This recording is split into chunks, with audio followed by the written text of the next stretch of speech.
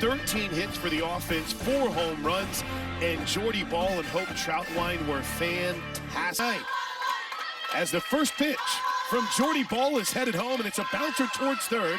Tough play for John, throws, got her. Nice stretch over at first. First pitch swinging for Carly Spellhog, and there's one away.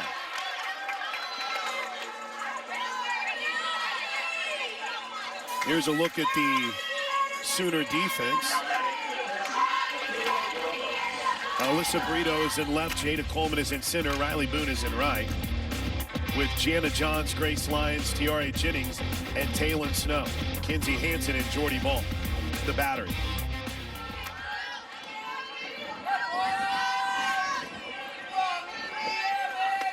First pitch is up high to Michaela Ramos.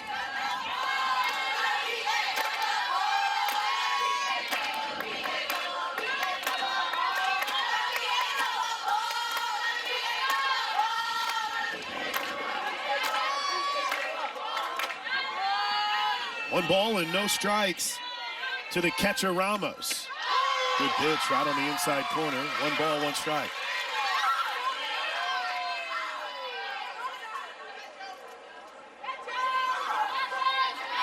Just underway, a ground out by Carly Spellhog. Now here's Michaela Ramos, the catcher. 1-1 pitch, swing and a miss.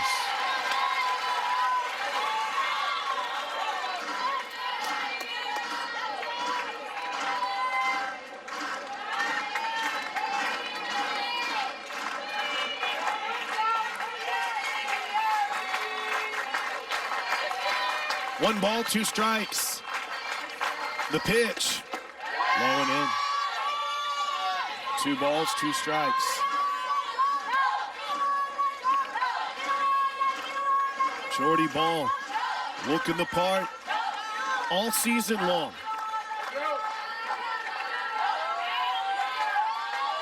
Here's the 2 ball, 2 strike pitch from the Sooner freshman, headed home. Swing and a miss, strike 3, 2 away. Chalk up for Jordy Ball on the season.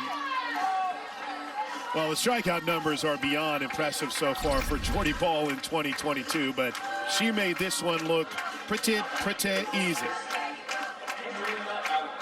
That is officially 169.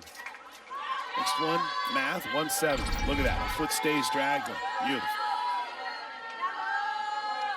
2-way for Angelina Allen, the first baseman, and it misses low for ball 1.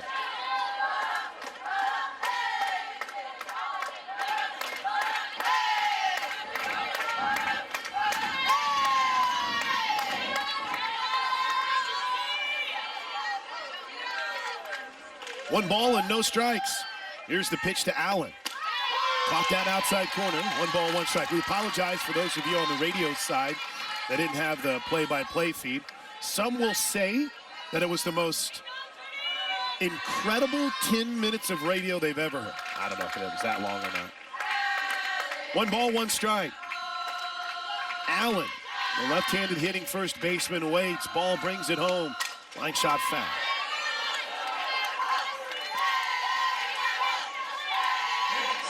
The crowd mice are hopping tonight. You're getting a little sense of everything.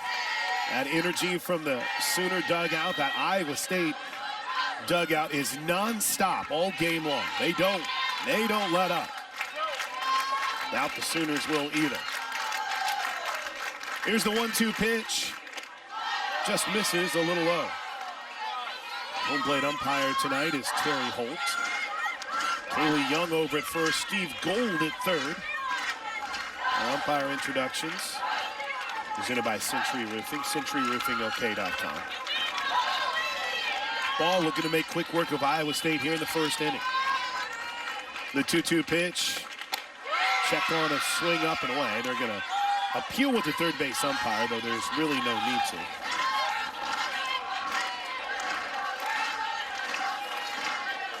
And Terry Holt was fire coming out from behind the plate. Full count.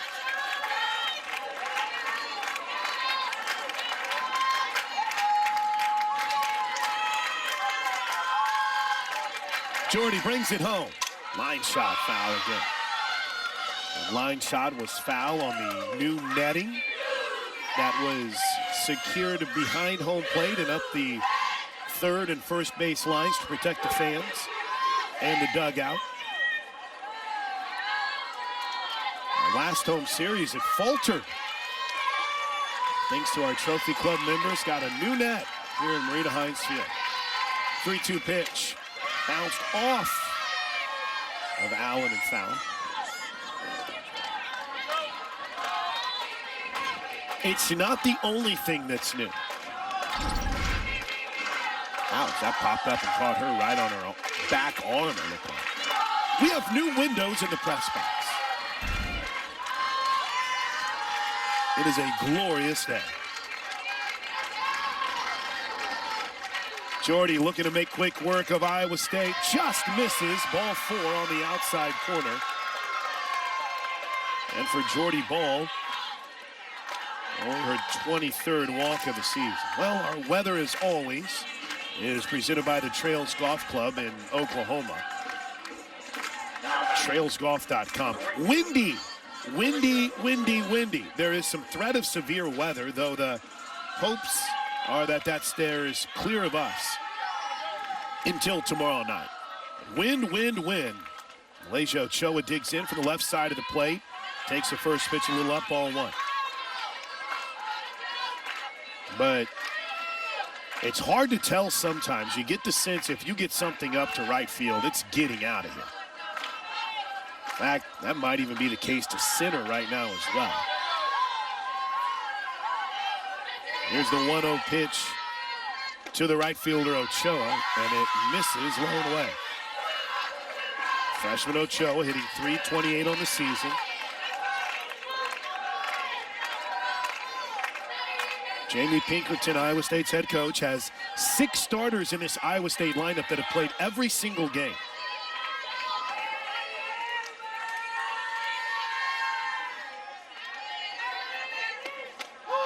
The 2-0 pitch caught the outside corner, 2 balls and 1 strike.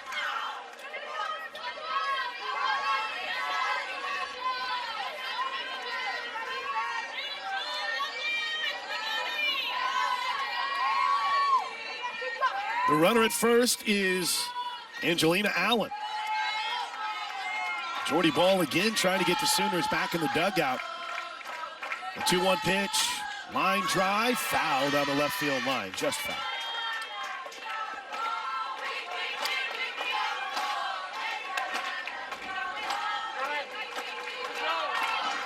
Just underway in Norman, yes, earlier start, playing 2 games. DJ Sanchez will join us on the broadcast coming up in mere moments. Scoreless game so far between Oklahoma and Iowa State. Thanks for joining us, Sooner Sports TV, on an historic weekend on campus for OU Athletics. Here's the 2-2 from Bahl. Swing and a miss. Inning over, strikeout number 2. 7-13 on the season for Ellie. Faced the Sooners before. The time is called in the midst of that pitch almost.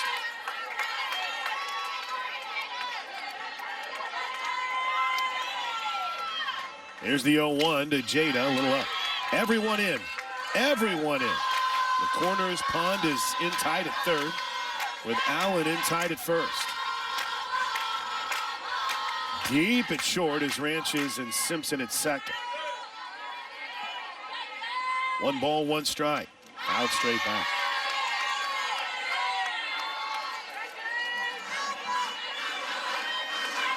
There's Ellie Spellhog getting the start for Iowa State.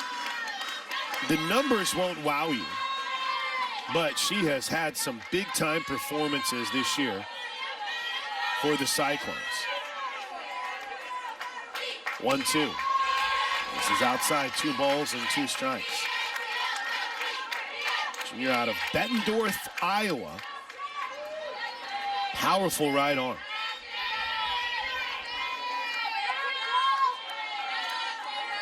Two balls and 2 strikes. The pitch to Coleman. Low ball 3.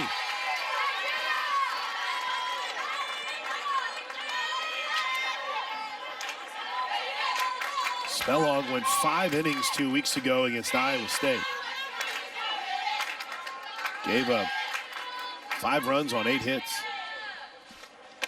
The 3-2 pitch misses outside. Ball 4. Jada Coleman is aboard. And what a run she's been on in the midst of this 10-game hitting streak. She went 3 for 4 with a run scored against UNT on Wednesday, and she's aboard to start this game with a walk. Here's Alo. The Sooner slugger is #1 in the country in home runs. Well, let's see, she's battling for the top spot in home runs. I have to check my NCAA stats update. She digs in with Coleman aboard and nobody out in a scoreless game. First pitch is low for ball 1.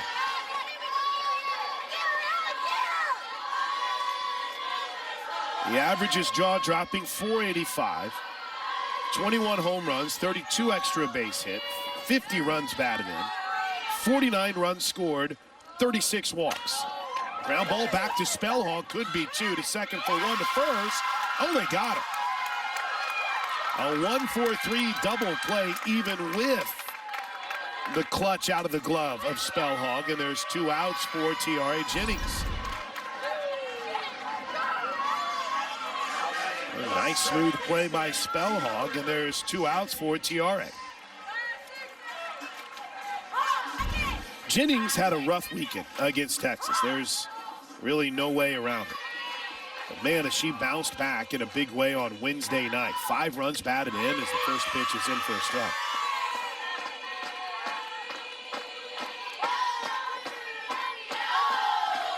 Hit a couple home runs, finished 3 for 4 with 5 runs batted in. 2 runs scored. The 0-1 pitch is a line drive to right field, but caught. Nice play by Ochoa, who was positioned perfectly, and that ends things quickly. I'll tell you what, you've seen it, you know it. These Iowa State teams, they're no joke. They come to play. They do. They always have. I think sometimes, too, they get this chip on their shoulder that people underestimate them. First pitch fouled off. But they always come out, swing the bat well, play the game clean, and they catch people by surprise at times. Alicia Ranchez, their junior shortstop. You think about big shoes to fill at shortstop for Ranchez. Sammy Williams was the all-time leading hitter in Iowa State history. The 0-1 pitch, swing and a miss on the rise, 0-2. And she was the heart and soul of this team, and now you're basically assigned with going out to try to replace her, and it's not easy. Well, that's not easy to do at any point, but let alone, I mean, the shortstop so much is kind of the heartbeat of the infield. They're the leader, and this is an Iowa State team that we've seen in the last couple of years really come on strong. Ground ball to second, Jennings up with it, throws, and there's 1 away. But we're seeing that same team here walking into Norman 500, and you know, I'd like to say that that's probably not what this team had in mind walking into this season. Well, let's get your keys to the game, DJ, brought to you by Riverwind Casino. Riverwind Casino, home to a luxury hotel, fine dining, and never-ending rewards. Keys to a Sooner victory, DJ. You know, today, offensively, the Sooners need to control the count. They need to see good pitches. We've got some wind playing a factor here, so use the ground and working the count, but control momentum. We were just talking about how this Iowa State team, sometimes people don't take them, I'm not going to use the word seriously, but they walk into the game thinking, we're gonna beat Iowa State. This is an Iowa State team that plays the game well. I think their record doesn't necessarily show that. So control the momentum. First pitch foul by Kaylee Pun, the third baseman. Keys to the game brought to you by Riverwind. Riverwind Casino. The 0-1 pitch. A good spot. Called strike on the inside corner. That was a unique strike zone that we had on Wednesday. Sometimes that pitch was a strike, sometimes it wasn't. That's the worst. It's the worst. If it's going to be a strike, it's a strike. If it's not a strike, call it a ball, but call it a ball the whole game so at least we know. Here's the 0-2 pitch. A little out. 1 ball, 2 strikes. Pumped to be with you on this gorgeous evening. And that's me being a fan of wind and overcast skies. For me, this is fantastic. I'll take it. It's warm. I'll take it.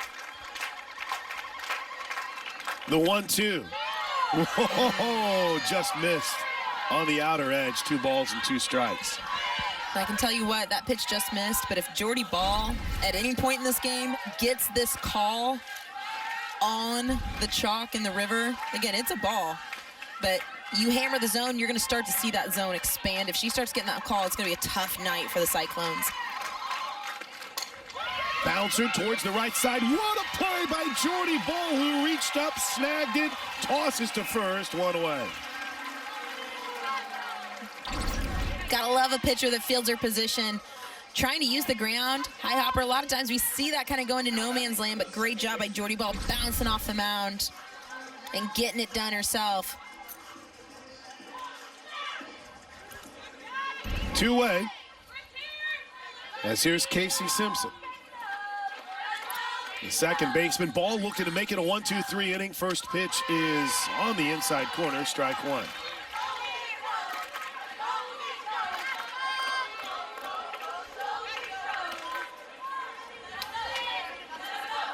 Simpson for Iowa State. With all the experience, one of 3 seniors that starts for this Cyclone squad. 0-1 pitch. Popped up, left side. That's Jana John's territory. Makes it look easy and ends a rather fast top half of the second inning. The cleanup hitter Grace Lyons will lead things off for Oklahoma in a scoreless game. Oh, it is a big weekend in college softball beyond just this OU Iowa State series. The 0-1 misses a little out. 1 ball, 1 strike. We've got a massive series in Stillwater, where they decided they're not going to risk moving their Sunday game. Their Friday, Saturday, Sunday between OSU and Texas. Here's the 1-1. Caught that outside corner. 1 ball, 2 strikes to Grace Lyons, who is on fire. Season average up to .417. Third on the team with 17 home runs. 45 runs batted in. She has been huge. 1-2 fouled off. And just, again, the consistency. Not that Grace Lyons has not been consistent her whole career, but hitting over 400, what she's doing in that 4 slot, we haven't always seen her in the middle of this OU lineup. So getting the RBIs, coming up clutch with runners in scoring position. We talk about this entire OU lineup. Grace Lyons is on a senior campaign, and it's really awesome to see. The 1-2 misses low and in, and the rest of the country is noticing it too. She was one of 25 finalists for the USA Softball Player of the Year.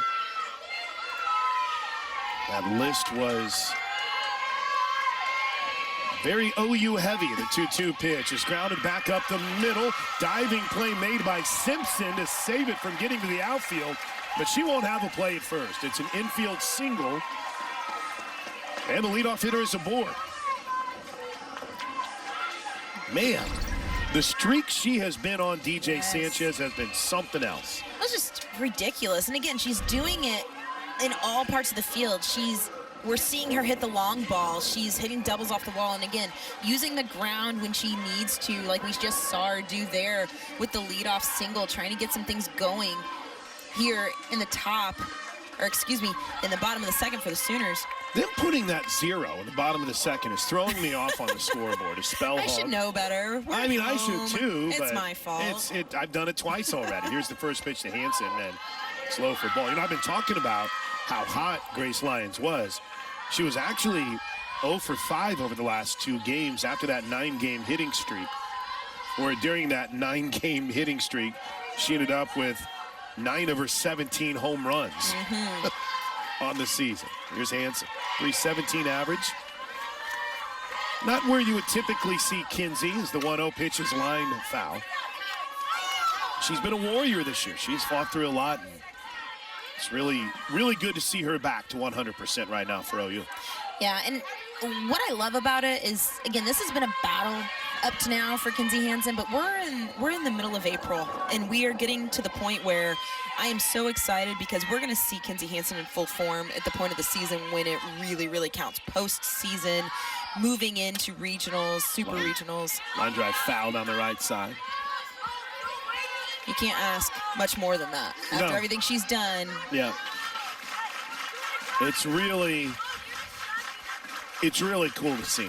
And it's funny because there's a story for everyone in this lineup, and where it's not just, they kind of plateaued. It's either they've hit these incredible high highs or in some cases a very frustrating low.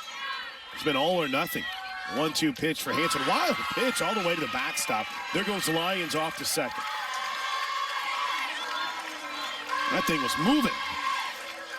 You can see getting a little twisted up, a little crossed up by Ramos. That looked like she was expecting something. Yes, and was getting away, thinking down and out, and easy to get away when it ends up completely opposite direction. Runner in scoring position here for Oklahoma in the bottom of the second. Up and away again. Count is full. 3 balls and 2 strikes. Good to see Hansen seeing a lot of pitches. It's going to be really important against Spellhog, making her throw strikes. She's struck out hitters, but she also has decently high walk numbers. There's a bouncer to the right side. Simpson backs up on him, makes the play, retires Hansen. And as Johns comes to the plate, Lyons is able to advance to third. UU and Iowa State scoreless here in the bottom of the second inning. Sooners, though, have the potential first run of the game.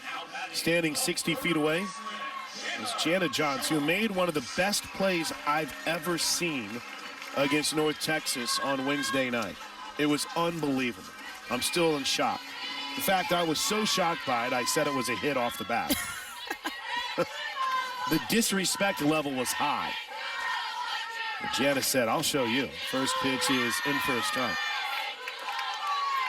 Johns hitting .302 on the season. 9 home runs, which would be good for second on Iowa State's team. Only the 5th best number for the Sooners. Here's the 0-1 pitch to Johns. Up and in. You got to be careful if you're coming up and in, Ellie Spellhog, to Jana Johns, because she has a magical magnet that just seems to suck the ball right to her. Leads the team in hit by pitches this season. Actually tied for the team lead. Jocelyn's been hit 7 times this year, and so is Jana Johns. Wonder how many of those are, we're not going to throw 4 pitches. Just throw one and be done with it. Hit her on base. The 1-1 pitch, a mighty cut right through it. A ball and 2 strikes. It's a good point by our producer, Grant Wade. The all-time hit-by-pitch leader in Sooner softball history is Kaylee Clifton. It is. And she did wear number 20. No one's ever going to wear that number again after Jana leaves. The 1-2 is low for ball 2 and 2. Because it hurts. The bruising. It's part painful. of it. It's like a single. Take it. And they're starting 7, 4, 6, 8. Iowa State has some players who have wore a few pitches on the inside corner, too. Here's the 2-2 pitch to Johns. Pop foul down the right side. That'll get out of play.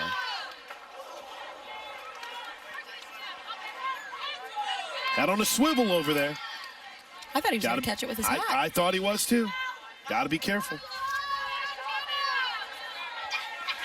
Jana on Wednesday night against North Texas went 1 for 3 with a run scored and an RBI. 1 for 2 with a couple of RBI in that game against Texas. Here's a ground ball up the middle into center field, a base hit. Jana Johns gets the party started with an RBI single back up the middle, and it's 1-0 Sooners. And that was just a good piece of hitting. It was great at bat again. Sooners are seeing a lot of pitches and making Spellhog come into the zone. Jana Johns staying on top of that on a pitch up in the zone and using the ground. Great piece of hitting. Gotta love the manufacturing of a run early in the game. Oh, you love to see yes, love to see it. Not many people a bigger fan of the manufactured run than DJ Sanchez. I'll talk about it every day if I can. Taylon Snow is in a bit of a rut at the plate. First pitch, swing and a miss. Runner goes. Late jump by Johns, but the throw not in time. In fact, I don't know if Jana Johns caught Ranches by surprise, but no one was near the bag for a bit. And I think we saw a little bit of a run and hit, which puts your runner in motion, but it's also, your runner's job is to peek in. I mean, on a hit and run, your job's to peek in too, but you have a little bit of that. It's not that automatic like a hit and run as much as we would see on a run and hit, and still getting that protection from the batter and Taylon Snow. Because she was definitely looking back in. And almost too much. Yeah, Ramos's throw was well off the mark. The 0-2 here to Nieners is up and away. 1 ball, 2 strikes. You know, it's almost a rite of passage that on the celebration day for your senior day that you hit a home run. No pressure, Taylon Snow. She does have 3 of them so far on the season.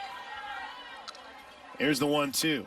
Line drive off the glove of the third baseman, Pond. It's a base hit. No play at first. Good job by Pond to not allow it to get too far away from her. Hustled down and got it in foul territory.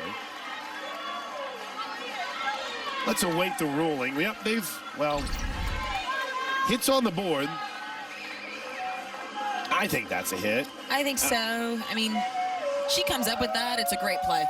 It's catching her on the backhand. Jamie Pinkerton's hustling out to have a quick conversation with Ellie Spellhog in the circle. All right, they have indeed, well, hold on, I'm not yet on the official stats, but if indeed it is ruled a hit, which it looks like it is, that breaks an 0 for 15 skid for Taylon Snow. So we can not worry about speaking of that again. And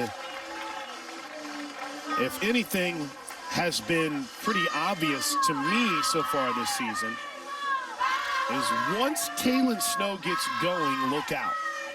So maybe this could be the start of another big hot streak for Taylon Snow. Jamie Pinkerton makes his way back to the Iowa State dugout. Patty Gasso looks on as Jana John stands at third, Taylon Snow at first. Another reason why Jamie Pinkerton was probably out there was to make sure they understand the first and third situations. Yes. I'm sure they've been preparing for it like crazy. Yeah, and we're going to see OU run it here. I can almost guarantee it. But I think also, too, just trying to slow the game down a little bit. OU is in complete control of this right now, and not by using the long ball. We've seen 2 singles, moving a runner, a wild pitch, a stolen base. Bunt shown by Brito. They'll throw down, though it's cut off. And a nice play by Taylon Snow to not stop, because Simpson, the second baseman, came in front of the bag to cut it off and then shoveled it to Ranchez covering after making sure that Johns wasn't breaking from third. I like that wrinkle, but it worked in favor of the Sooners. A 1 ball, no strike count to our Love's Travel Stops player to watch today, Alyssa Brito. She takes the strike, 1-1. How about these numbers on Brito for you? 8 for her last 15 for the Oklahoma Sooners. She had a home run or 2 in the last 5 home runs in that run. That's not too bad. 11 on the season. Chance to blow this game open early. Instead, she'll take the 1-1 pitch low and away. 2 balls and a strike. Yeah, she's been on fire. If you guys could see the smile on the face of TJ Sanchez with these manufactured runs and stolen bases right now. The 2-1 pitch. Ground ball to third. We're going to have a play at the plate. Johns will get caught in a rundown. She'll slide back in safely at third. Now headed back to second is Snow. We've got ourselves a good old-fashioned Donnybrook. Here comes Johns home. She's going to be thrown out. They tagged out Snow at second. Are we going to get obstruction? Time is called.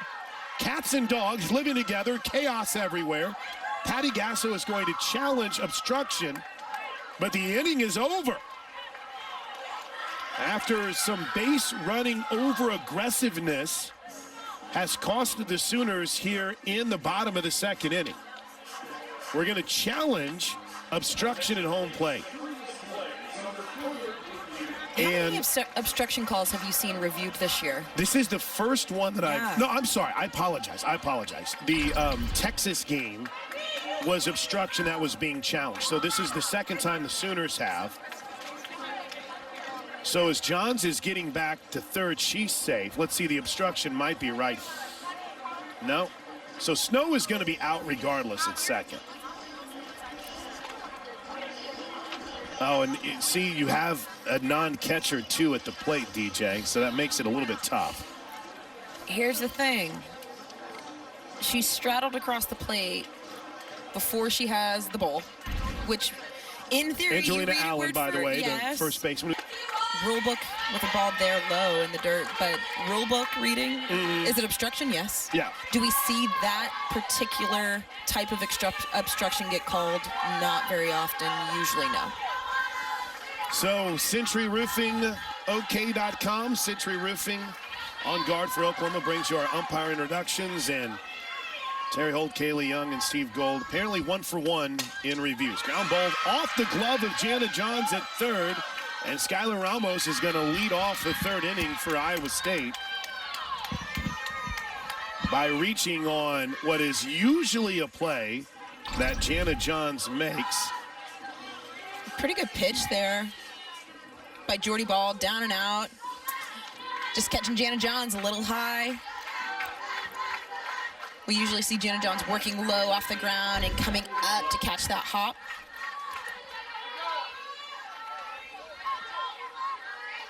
Here's Natalie Wellett.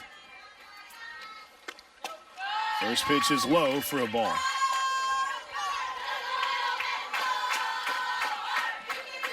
Yeah, we're going to think about that play a lot, but it looked like Ramos may have had the ball in her glove, or pardon me, it wasn't Ramos, the first baseman, Allen, may have had the ball in her glove before she really had the opportunity to slide in front of the play. Here's a bunt back to ball. She'll have one play, and that's the first. And the sacrifice works to perfection. Third inning shoutouts, as always, brought to you in part by Physical, spelled different because we are different. And the Sooner Club, the Trophy Club, excuse me, Soonersports.com/Trophy Club. Log on and join today. 1-zip Sooners. We're in the third inning, top of the third. Iowa State has a runner in scoring position for the first time today. After a single, lead this inning off. First pitch, swing and a miss. Strike one. So Skylar Ramos stands at second. Indeed ruled a single. That was a hard hit ball down the line, It was, and I talk about I think I expect Jana Johns to make that play because she is so good defensively. That's a base hit on 99% of third basemen usually, and the fact that we expect her to come up with that play shows us how good Jana Johns is. Balls and 2 strikes. It's Carly Spellhog. Back at this, she's stepping back as the pitch is coming. Good catch by our producer Grant Wade on that on the TV side of things. Spellhog grounded out to third in the first. She bats here with a runner at second and 1 out. It's 1-zip Sooners. Spellhog trying to pick pitches a little bit, and Jordy Ball catching her off guard with the off speed. 0-2. Oh, hit her. You never want to hit anyone 0-2. As Spellhog reaches. Oh, catching her on the inside of the knee. Caught her on the right leg. She's going through it right now at first base. Under the watchful eye of Aaron Jackson, the volunteer assistant coach. One-time Carroll College coach over at first base.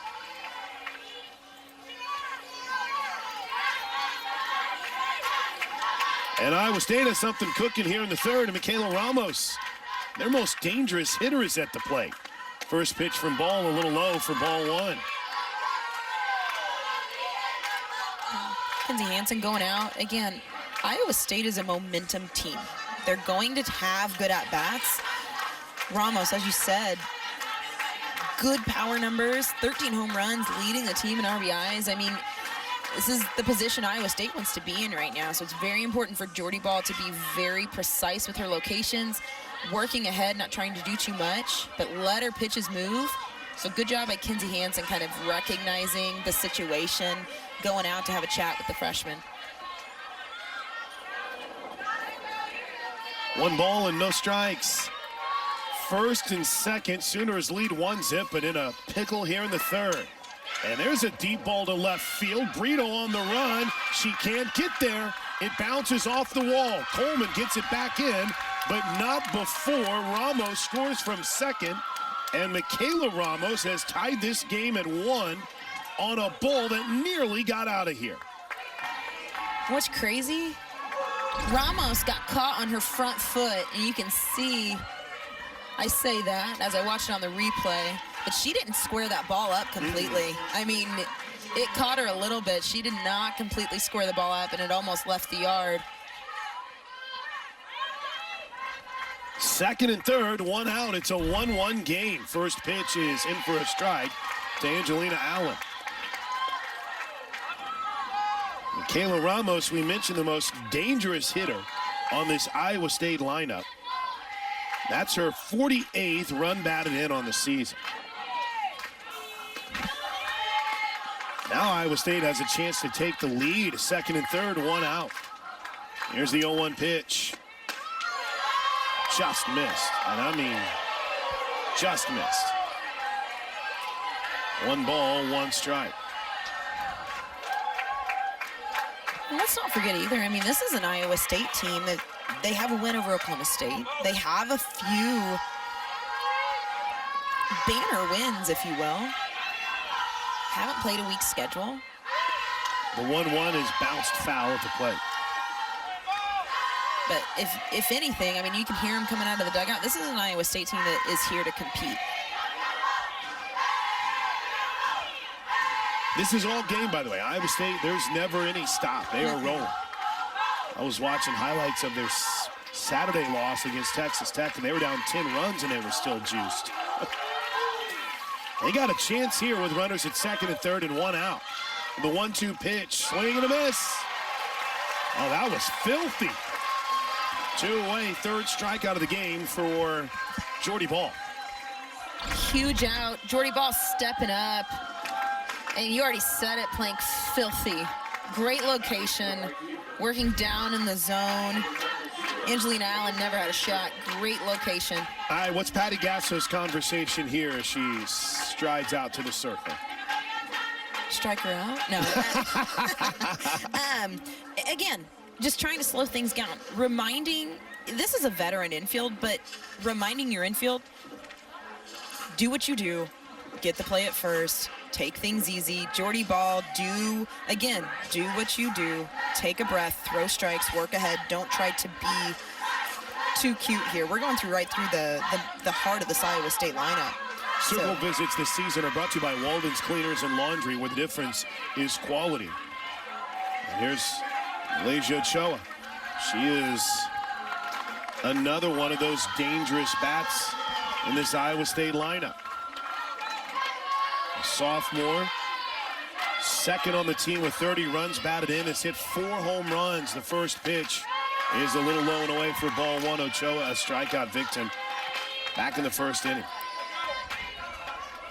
I see you guys on the shout-outs at OU on the air. That's at OU on the air. Hit some of those coming up as the third inning progresses. 1 ball and no strikes. Oh, nice pitch, 1-1. In Bybee in Idaho Falls, Idaho. Did I say that right? Idaho Falls, Idaho? I think so. Sounds right. The Carbone family has checked in. Sarah's up at 5 a.m. watching from Shenzhen, China. Had to say that one very slowly. Here's the 1-1 pitch. A little up, 2 balls and a strike.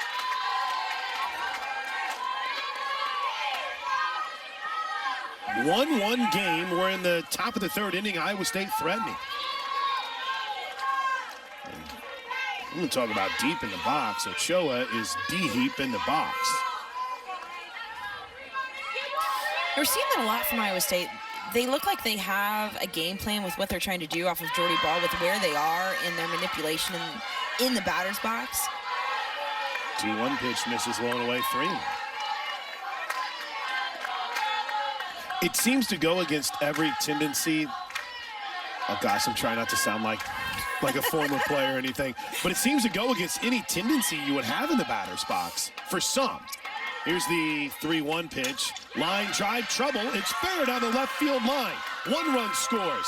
Ramos is going to try to score. Instead, they'll throw to second. Safe at second ahead of the tag of T.R.A. Jennings. Iowa State has taken a 3-1 lead here in the top of the 3rd. And I got to tell you, what a good play by Brito coming up, knowing she did not have a shot at the plate, coming up and firing to second base. Well, let's see if we can get a replay. I mean, that was a really, really smart play by Brito. Yes. And the throw beat her by a mile. I mean, at this, you're just, as the umpire, you're basically saying that the tag was too high? I guess so. That looked like she was out. But regardless, it's 3-1 Iowa State in the first pitch. Swing and a miss from Alicia Ranchez, who grounded out to third her last time up. Credit Ochoa with a 2-run double. Ranchez is a .276 hitter this season. The 0-1 pitch is a little up. 1 ball, 1 strike. That wind picks up, blowing out to center field. Sooners have had some chances early in this game, but the double play has killed them offensively. Yeah, I mean, we're talking about the wind. Take the wind out of your sails, a double play well. Yeah. You know, and in Iowa State, you gotta tip your hat a little bit so far in this game, making plays when they need to. 1-1 is a check swing that bounces fair. Jordy Ball will tag her out and end the inning. That was weird, but it's in. I'd already put Booney getting at first base on my score sheet, but it looks like I'll have to erase it. Fly ball to left field, and Spellhog is there for the first out of the inning. One thing I did want to mention in our third inning shout-outs here is a special hello. We appreciate you. Congratulations on your medical retirement to Kelly Bryce, one of the greatest Sooners of all time. Without a doubt. So happy retirement, Kelly. No bigger fans than yours truly and DJ Sanchez. As the first pitch to Coleman misses low and away, ball 1. Second time through the lineup for the Sooners, as Coleman walked her first time up, but then was doubled up. I've got to say, too, not just one of the greatest Sooners on the field as far as Kelly Bryce, but what an awesome person. I mean, one of the most fun, hilarious, just great people. 1-0 pitch misses, 2 balls and no strikes. That's been one of the things that, since I started doing this in 16, that I've really challenged myself, is really respect and understand the rich tradition and history of Sooner softball that goes, you know, pre-Lowe and pre-Kaylani. Jen Stewart's of the world as the 2-0 pitch misses low, ball 3. You know, and that was the era. I mean, that group was part of the reason I wanted to be a Sooner. I mean, they were before me. I didn't get to OU until 2006. But that crew and everything that they did and accomplished and the groundwork that they laid for this program, that was why I wanted to come here. That was why my teammates wanted to come here. Why the Kalani Ricketts and that crew. 3-0 pitch isn't anywhere close. And for the second time today, Jada Coleman has walked. Here's Jocelyn Olive. I had mentioned earlier that this was a big weekend in the sport of softball and only brought up the Big 12 matchup, the Texas-Oklahoma State game, which starts tonight a little bit later on this evening. Clemson is at Florida State in a matchup of 17 versus 4. Arkansas and Florida are playing out in Gainesville this weekend. Alabama and A&M and UCLA battling Oregon State. How about Washington and Oregon as Oregon tries to get back on track? So some huge series across this great sport. Allo looking to dig the Sooners out of a 3-1 hole. First pitch is low and in for ball 1. Grounded back to Spellhog and started a 1-4-3 double play. kind of took that wind out of the sails of the Sooners in the first inning. Again, we were kind of talking about it before the break with a strike inside there, but the Sooners have had a few things going, and then Iowa State we've seen 2 double plays, one routine, one not so routine, looking a little out of the ordinary, but again, coming up big with a few plays, coming up clutch. Iowa State has been clutch with runners in scoring position so far. 1-1 pitch nearly hits Alo. And here's where the Cyclones and Spellhog, I mean, she comes out, gets a quick out, 1 pitch, 1 out of Riley Boone. And then the walk to Jada Coleman. Now sitting 2-1, almost hits Jocelyn Alo. This is where she needs to throw strikes. 2-1 is bounced into left field, a base hit. I mean, Alo pounded that one into the dirt, and there wasn't even a leap from Pond at third base. Oklahoma getting things cooking here with 1 out in the third. Here's Tiare Jennings. Great job. And again, I think that was a missed spot by Spellhog. We could kind of see Ramos set up on the outer half of the plate. And Alo taking it to the left side of the field. But what a huge opportunity here, a huge at-bat for Jennings with a runner in scoring position to get something done, get something moving here for the Sooners. 3-1, the Sooners trail at bottom of the third. Here's the first pitch to Jennings in the dirt. Got away from the catcher. Coleman on her way to third. Slides in safely. Alo slides in safely at second without a throw. Boy, for a moment, it looked like Ramos had located that in enough time to maybe get Coleman at third. But Jada beat the tag and beat the throw. I love the heads-up base running. That is the stuff that, I mean, everyone wants to know what sets OU apart from others. Well, yeah, they're leading the country in basically everything. But they do the little things well. We see a ball in the dirt. That ball wasn't getting away from Ramos, but we saw Jada Coleman read it immediately, read the down angle, and she was gone. That is what those small things, those small details, is what sets the Sooner team apart from others.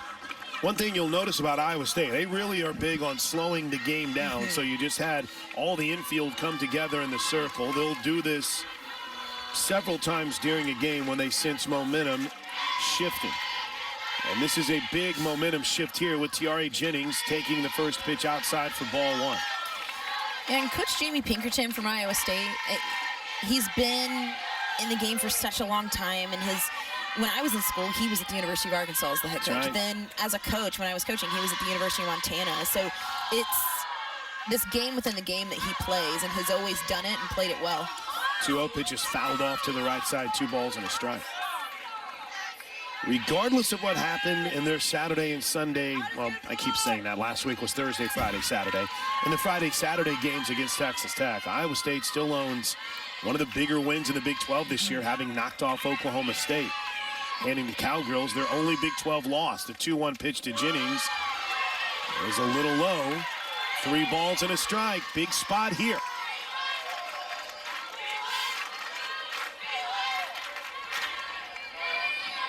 As the day progresses, we see the crowd building out at Home Run Village.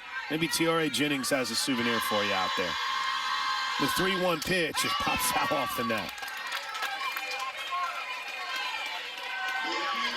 The crazy thing about Tiare's numbers is, yes, she had a rough weekend against Texas in which she went 0 for 10. But whenever she's getting hit, she is driving in runs. She's had a multiple RBI game, including one last night. There's a bounce to the short. It gets away from the shortstop. Branches can't find it. Jennings reaches, run scores. It's 3-2. The Sooners have cut it to 1. Jennings, again, seeing lots of pitches, using the dirt and forcing Iowa State to make a play. You could see right off the bat, coming in hard, trying to catch the ball on the run and make a play, because even at first base, that was going to be a tough play on the run, and forcing, again, Iowa State to either make a play, and in this case, we saw them make a mistake. That's what happens when you use the dirt. They're going to give Tiare a single. There's Grace Lyons. 4th hit of the game for the Sooners. 1st and 3rd bouncer foul. All right, here's my stat that I was trying to get to whenever Jennings drove in that run. She has had full 4 multi-RBI games in the last 7. 14 runs batted in the last 7 games. And in 3 of those games, she didn't get a hit. So that it shows you even through her 0 for 10 streak, she was still able to make things happen when she got a touch on them. She's trying to make things happen here. She'll take off and steal second base as Grace Lyons takes strike 2. They didn't even try to throw down. There wasn't even an attempt. If there's one thing the Sooners are doing today, it's snagging some bags. The steal by Jennings is the 5th stolen base already this game for the Sooners. And we kind of talked about that earlier in the game of controlling the momentum for the Sooners and where they're trying to do that. 2-base hit right side into right field. Scoring easily is Alo. Jennings turned hard, but will slide back into third. And we're knotted up at 3 on an RBI single through the right side by Grace Lyons. Grace Lyons coming up with it again. But again, I love the base running. The base running this game has been huge for the Sooners. Again, Coleman scoring because she reads the ball down. The huge turn, Coach Gasso giving that late hold. It's intentional. It's intentional. I'm going to send you but your job is to watch the throw and hold so that way Grace Lyons can now get in scoring position and draw the throw. Aaron Jackson has joined Jamie Pinkerton in the circle as we have our second, if you will, timeout this half inning by Iowa State. They hit pause, and the entire team came together in the circle. This time, an official circle visit as Jamie Pinkerton and Aaron Jackson walk off stride for stride. And Iowa State is doing everything they can do now to try to slow down this crowd and this momentum from the Sooners. Jennings rounded third hard, looked like she was going to come home and hit the brakes and slid back in safely at third. Lyons wisely took advantage of it to move up 60 feet to second. So here's Kinsey Hansen with a chance to put the Sooners back on top. She grounded out to second in her first at bat.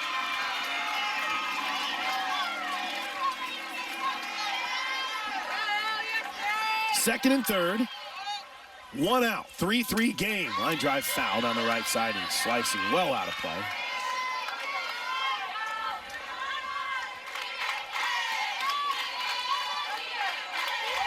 Oklahoma answers the 3-run top half of the inning with a couple of runs of their own. Here in the bottom of the third. No balls and a strike as Jennings digs in. Hansen digs in with Jennings at third.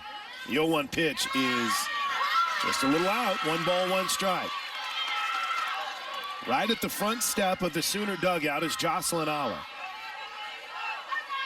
Shouting encouragement towards Kinsey Hansen. There she is. The consummate leader for this Oklahoma Sooner softball team. Next to her is J.T. Gasso, one of the best hitting coaches in the game. The 1-1 pitch is a little up, 2 balls and a strike. That's one thing that JT has constantly talked about is how information sharing is just consummate. You see Jana Johns, who's on deck, gets over and debriefs with JT. What'd you see? The hard work of the video crew, like Whitley Simmons to cut it all up. The 2-1 is up high, 3-1. Well, in the game, even in inning to inning, pitch to pitch, batter to batter, the game is always changing. I mean, what you see and try to pass on, that's part of the reason this offense, it kind of that pass the bat, pass the torch. They do that partly because they communicate so well. What are you seeing? What was the mistake you made? 3-1 pitch lined off the glove of Allen at first. She'll race and beat Hansen to the bag. Here comes Jennings, who'll slide in safely at home. I don't know if that was the original plan, but Jennings broke late at third and scores the go-ahead run on a hard-hit ball down the first base line. We saw her freeze because of the line drive, but as soon as she saw Allen turn her back, she took off. That was tough because she couldn't tell if Allen had caught it at first. It's an RBI ground out, and the Sooners take a 4-3 lead. The runner, Lyons, stayed at second, and the first pitch is in for a strike to Jana Johns. So 2 outs now. Johns drove in the first run of this game that gave the Sooners a 1-zip lead at the time. Sooners have put 3 on the board here in the bottom of the third to retake the lead 4-3. The 0-1 popped up foul back towards us. Off that new netting. That is a point of pride, people. I was here. We were all here when it went down. Yeah, it was a little bit concerning. It looks good, though. No balls and 2 strikes. The pitch outside, 1-2.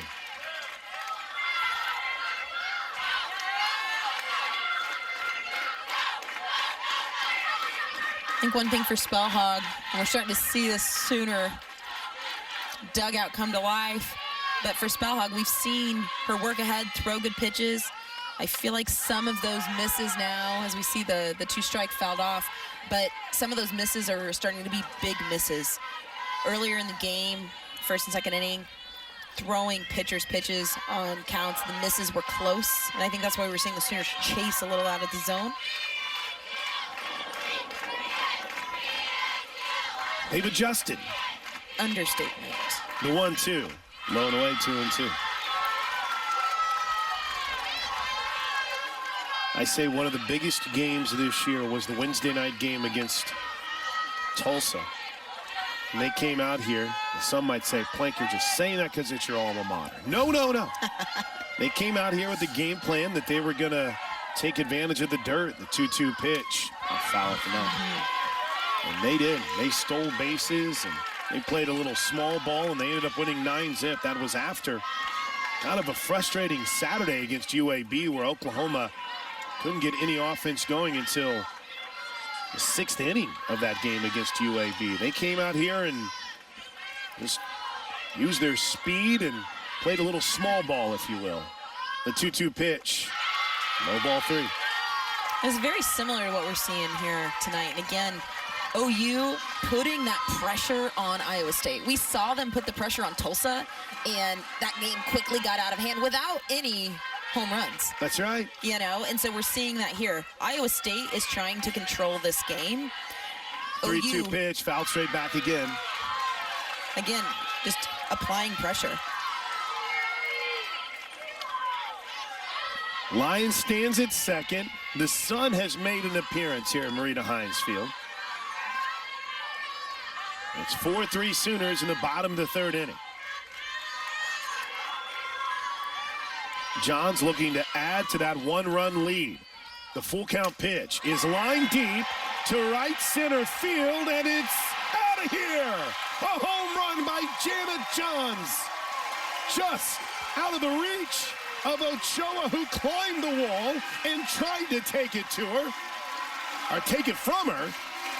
Johns airplanes into home plate, and that ball gives the Sooners a 5-3 lead. You've got to love the response. I'll make it 6. Sorry, I keep forgetting about Lyons at second. Coming off of a 3-run inning. Oh. Man, an opposite field, no less. Look how close Ochoa came. She gets up and, oof. I mean, that barely cleared the wall. There was part of me that thought it was going to bounce off the top of the wall. Well, it was this same broadcast spot where I called the ball just like that gone, and it hit off the top of the wall. So I was being very careful. 6-3 Sooners. First pitch to Snow is low for ball 1. A 5-run explosion for the Sooners here in the bottom of the 3rd inning, after they fell behind 3-1 in the top half of the 3rd. Snow is 1 for 1, singled and stole a base in the 2nd inning. And she lines this one to left center field, falling fast, down for a hit. A 2-for-2 game for Taylon Snow. And for Snow on the season, her 11th multiple hit game.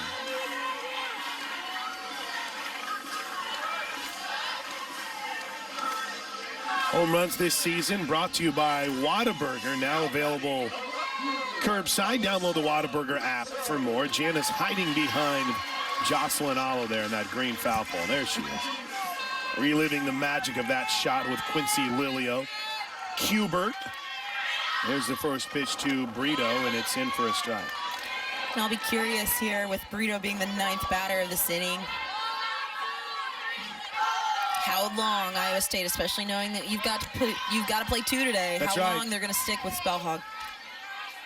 I would say with action picking up in the Iowa State bullpen, if Brito Sabor, this is Spellhog's last hit, as the 0-1 pitch is in for a strike. Quickly, no balls and 2 strikes.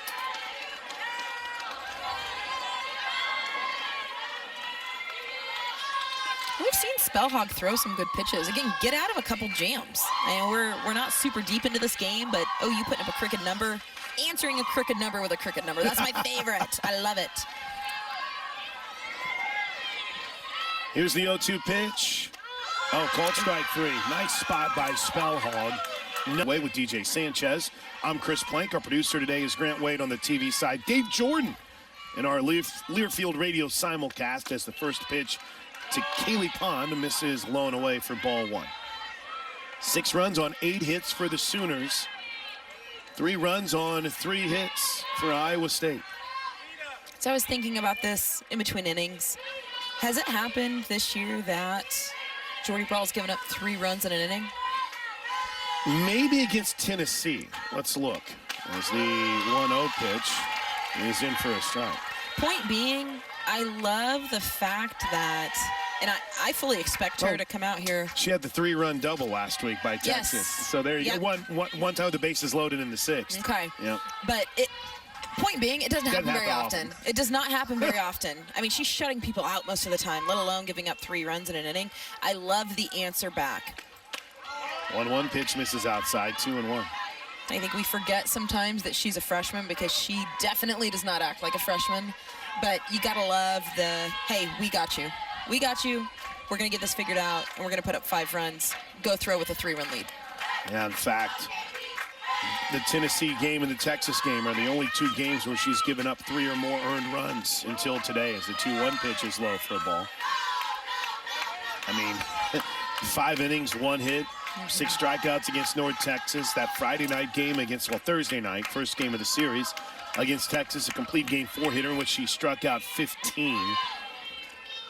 I mean, she basically went almost 14 straight innings without allowing a run. Nary a runner. Here's the 3-1 pitch. Bounced foul down the third base line.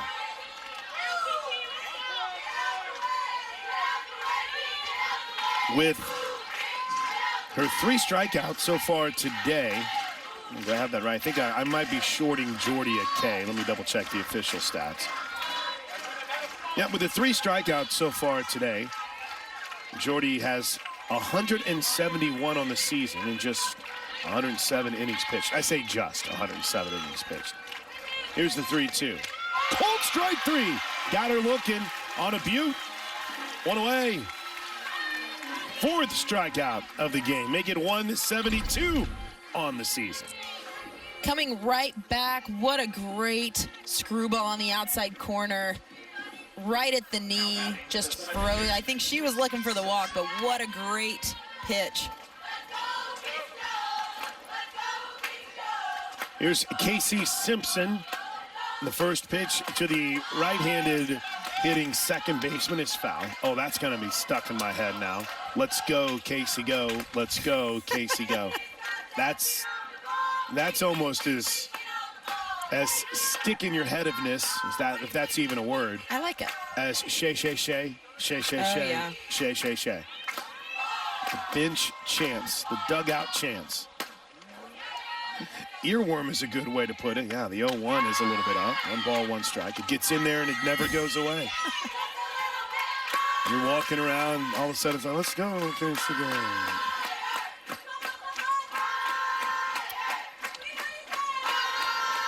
One ball, 1 strike. Sooners up 6-3. We're in the top of the 4th inning. A 5-run third to answer a 3-run third for Oklahoma. Iowa State. Here's a bunt. Hansen pops out, throws down. Wow, what a play. 2 away. Hansen, like a cat, pounced from out behind the plate. And with that momentum, threw a strike to Taylon Snow at first. There's 2 outs. And that is a play. This is a great placed bunt, and Jordy Ball crashes, but Kinsey Hansen calls her off. Bounces from behind the plate. 2 outs for Ramos, who led off the top half of the third with the single that really started the party for Iowa State.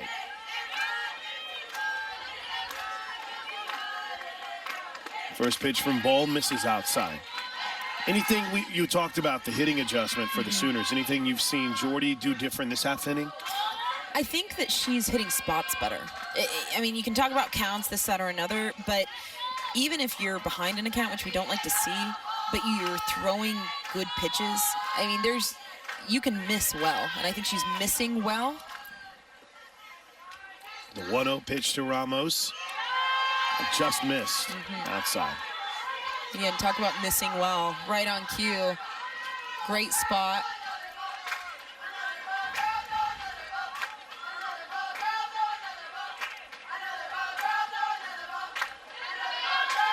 Two balls and no strikes, 6-3 Sooner lead.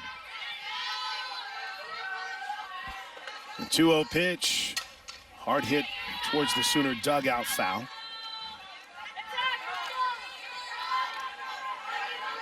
I was looking back on the series history that was put together in the Oklahoma game notes, and I was thinking about just the last 6 or 7 years of the Iowa State-Oklahoma series. There's always one game in the series that kind of makes you scratch your head a little bit.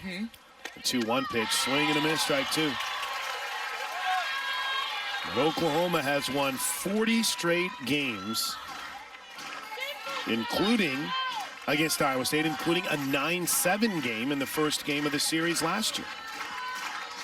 What? I know. There's always one of those 2 games. 2 balls, 2 strikes. Swing and a miss!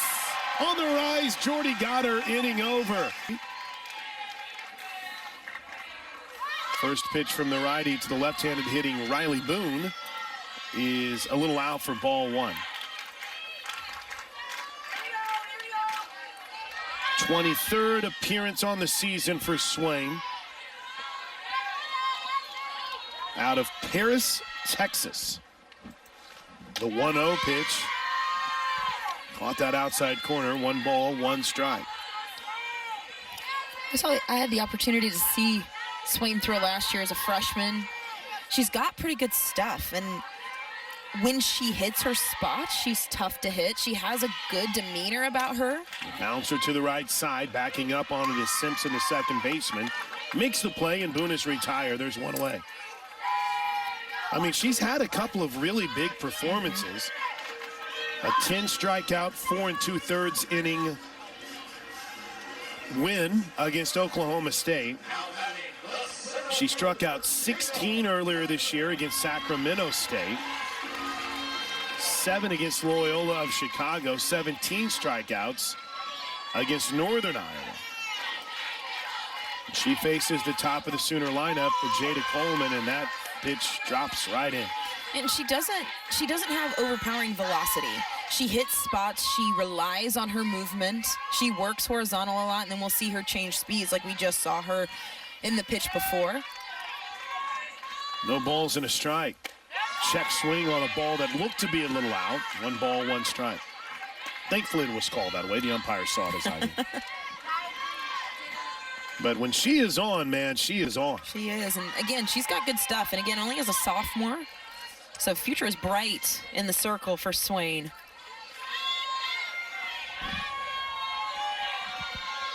The 1-1. Line drive, center field, base hit. Extend the hitting streak for Jada Coleman. She reaches base for the 3rd time here today. And Jada's hitting streak is now at 11 straight games. Just on fire. Again, Doing it on all parts of the field. Thought about stretching it into a double, thought better of it. She took one heck of a turn, though. Jocelyn Alo stands in. 1 for 2 on the day. Singled and scored a run in the third. Also is grounded into a double play. The first pitch is lifted pretty deep to center field, but not deep enough. Ranging over is Ramos to make the catch on the warning track, and there's 2 away. One thing I love about Alo fly balls is you hear the entire crowd go, oh, Oh, you know. look out. Hit well, not well enough, but still a good stroke. Here's what's good to see. Swing comes in, got the quick out by Riley Boone. Jada Coleman with the single. Alo, hard out. Right. Little miss hit, but still solid contact. Here's the first pitch to Tiare Jennings. It's low for ball 1. I think what you're trying to say here, DJ, they've adjusted, they're following the plan, and they're hitting the ball hard. They are. You took the words out of my mouth, Plank. Pure luck. It's like we've done this a few times together or something. Time or two. Runner at first, 2 outs. That's Jada Coleman. Here's the 1-0 pitch to Jennings. It's a little low. Tiare singled and scored a run in the third. Still ruled a hit. She is 1 for 2 on the game with a run scored and a run batted in. Here's the 2-0 pitch. Ooh, nice. That thing moving all over the place. 2 balls and a strike. Yes, and again, that's why she's effective. She throws multiple speeds. She doesn't just have a fastball speed or a velocity speed and a changeup. She throws at different speeds. Love it. She knew it, too, when she threw it. Again, she's got a great mound presence about her. 2-1. That was straight gas. A little up. Deceptive. Yes. I'm thinking that's something the Sooners really struggled with Dulcini this past weekend. Well, that's the name of the game. I mean, you can throw as hard as you want, but if you can't move the ball as that one misses up or change speeds. We went back as Jennings walks, so runners at first and second for Grace Lyons. You think about what Baylor was able to do in the final game of that series, and what you saw was a pitcher that had developed another pitch in that changeup and felt confident using it and just made it a rough day on the Sooners. That's tough. First and second here for Grace Lyons. She is 2 for 2 on the day.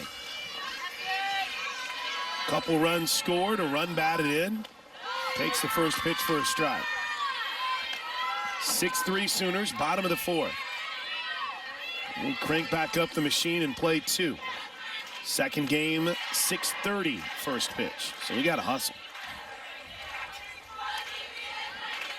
No balls and a strike. First and second for the Sooners. The pitch to Lyons is a little up. 1-1.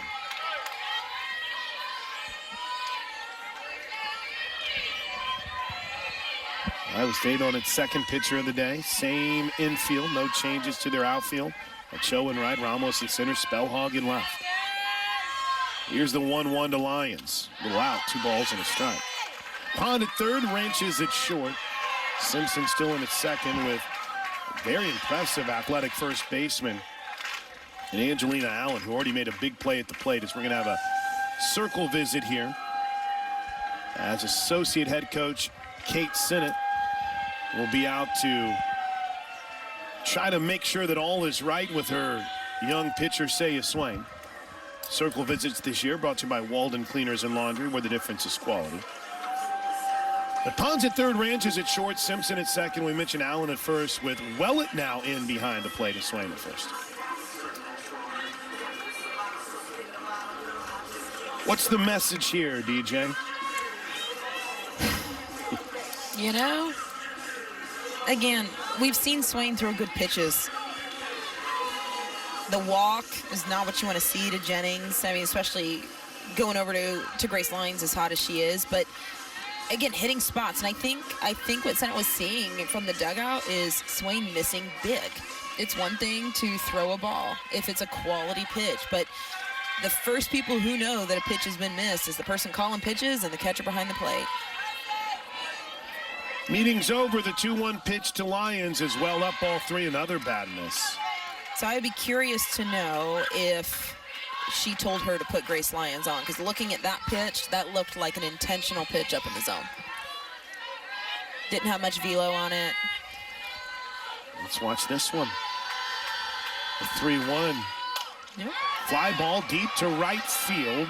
Not deep enough. Ranging back and making the catch on the warning track is Ochoa to end the inning. So the first pitch from Jordy Ball is low for ball 1. Oklahoma has won 40 straight games in the series dating back to 2006. The last win for Iowa State came on April 22nd of 2006 in Ames. Iowa won that game 5-2. Since then, the Sooners haven't lost to Iowa State, but they've played some close games. Here's the 1-0 pitch. Hitter. And that's how the Coca-Cola 5th inning starts for Iowa State, as Natalie Wellett is hit by a pitch. And at the top of the lineup, Carly Spellhog. Looks like they're going to pinch run here for Wellett. And Iowa State will go with Leah Nelson to pinch hit here. So Leah Nelson comes off the bench. I say pinch hit, pardon me, pinch run.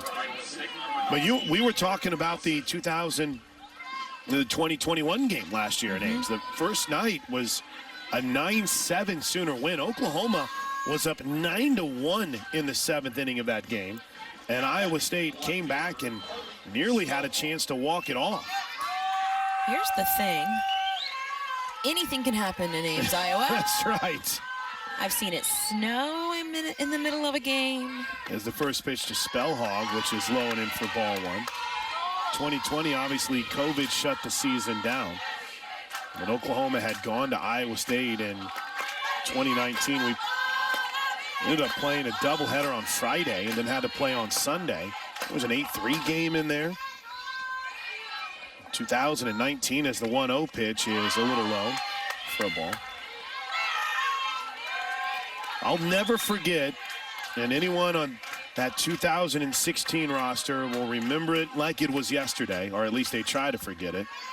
And Oklahoma went to Ames, and literally it rained almost the whole game. And finally, they started fixing the field, which had puddles on it, in the 6th inning. Here's the 2-0 pitch, low and in. 3-0. Spellhog is all over the place in the batter's box. She is, and she's moving mid-pitch. Like she's trying to, and we see Coach Rocha going out. Hit by pitch behind 3-0, but Yeah. again, kind of all over the place. Moving back in the box. She's trying to anticipate where the pitch is going to be. Are they picking something here, you think? You know, we've watched Jordy Ball pretty closely, and I'm yet to see people pitches off of her. I'd be hard pressed to say yes. You know, it could just be something that they sort of do, but you know, it's interesting when you talk to different hitting coaches. I mean, I always coach by most hitting coaches who said you don't move around in the box. You stay where you're at, and you adjust your zone. You adjust your timing.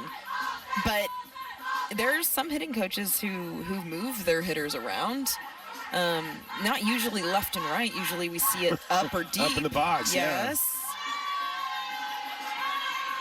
Yeah. Meeting is over from Jen Rocha. There she is, the standout pitching coach. Has a handful of rings. Now time is called by the first base umpire as the ball got loose from the Sooner bullpen.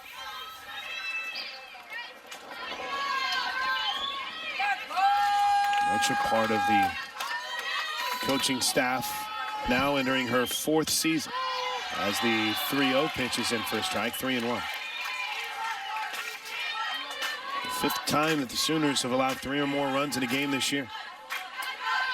It's a crazy stat in itself, I tell you. By the way, this is the 41st game of the season, which is just pure insanity. It's hard to believe. We're getting to the tail end of this.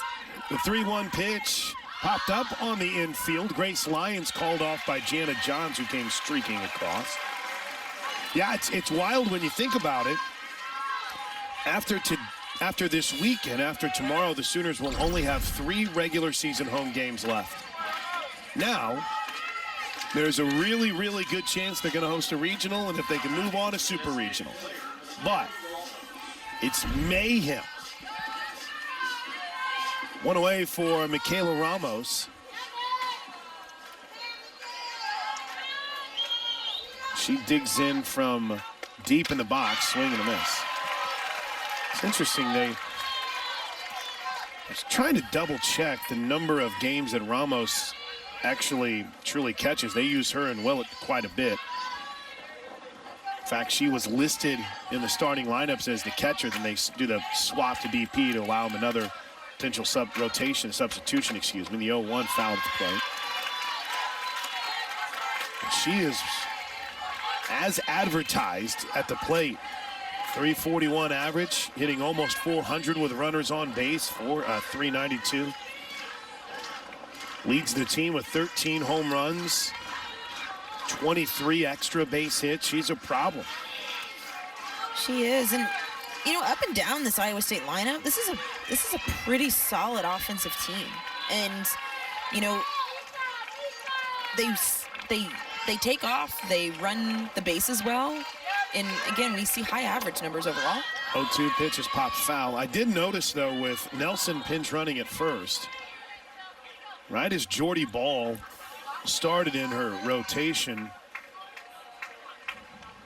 Over at first, Nelson started pointing as if she saw something in either maybe the way Ball had grabbed the ball out of her glove. Now she pointed, if she was pointing that it was an inside pitch, it was an outside pitch because she started pointing back across. You can see Iowa State trying to do anything they can to get some sort of leg up. No balls and 2 strikes. Same thing. Ground ball foul. Well, here's the thing, though. From first base, I mean, you can pick pitches unless you have some sort of verbal cue. There's not much as the batter in the batter's box, especially as late as she's calling. Trying to signal in and out. A lot easier to do from second. No balls and 2 strikes.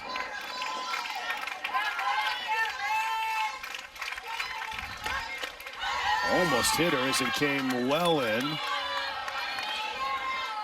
1-2.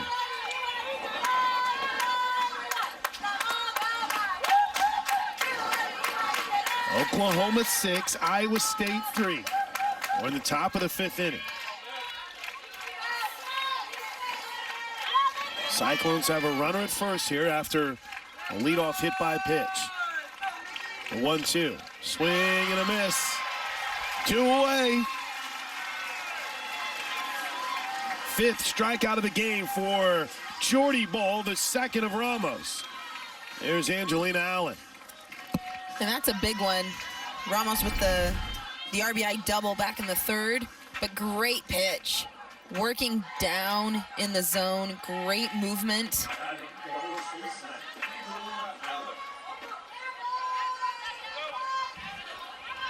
Two-way. See if Ball can get the Sooners back in the dugout here as the sun shines, the wind picks up a bit, and swinging at that rise for strike 1.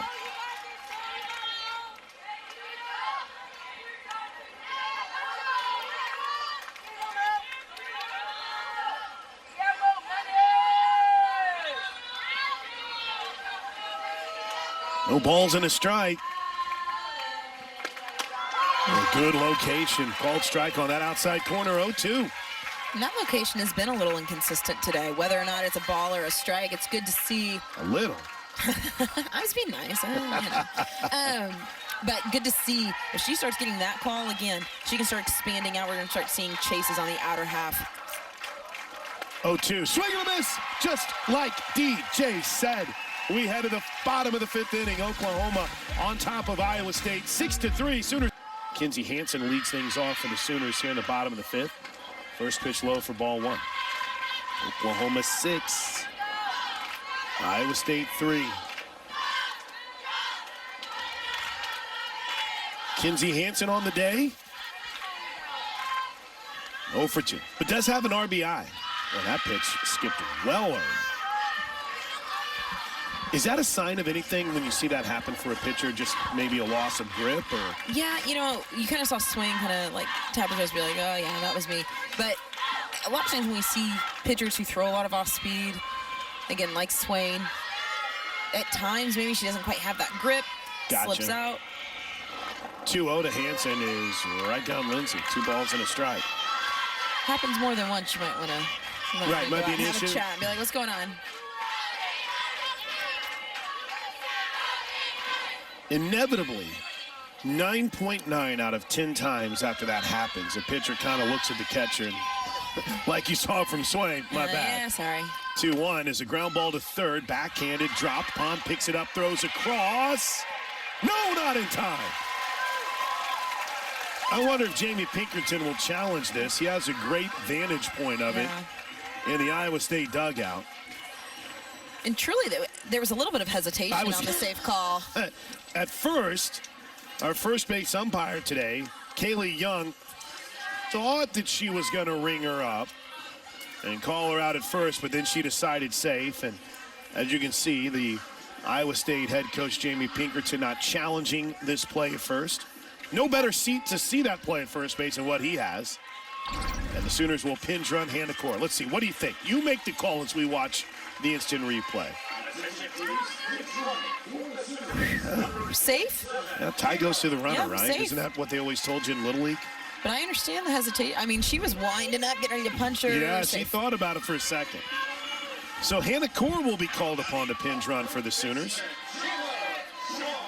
Maybe Hannah Core might be the best defensive outfielder on this roster. Now, Jada Coleman might have something to say about that, but the freshman out of Yorba Linda, California, is at first as Jana Johns digs in. What a day so far for Jana Johns as the first pitch is up high for ball one. It's 6-3 Sooners. And this is what Jana Johns did her last time up.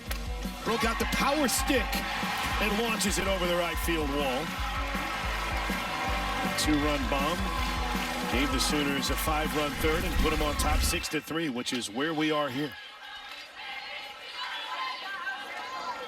1 ball, no strikes. Johns showing bunt. Swings to protect Core, who got a late break, and she's safe at second because the ball didn't stay in Ranchez's hands. Well, it is back behind the plate, and the Sooners have obviously found something they want to take advantage of when she's behind the plate. And you said it exactly, taking advantage of what could be, I mean, in the scouting report, if you will, and we've seen the Sooners running a ton on Iowa State, a weakness, and it's getting exposed here tonight. 6th stolen base of the game, the 1-1 pitch to Johns. Wow, that thing was rocketed off the top of the Oklahoma dugout. I mean, that hit right where the netting is, and I think it scared just about everyone on the front facing of the Sooner dugout. By the way, for Hannah Core, chalk up stolen base number 5 on the season in her young career.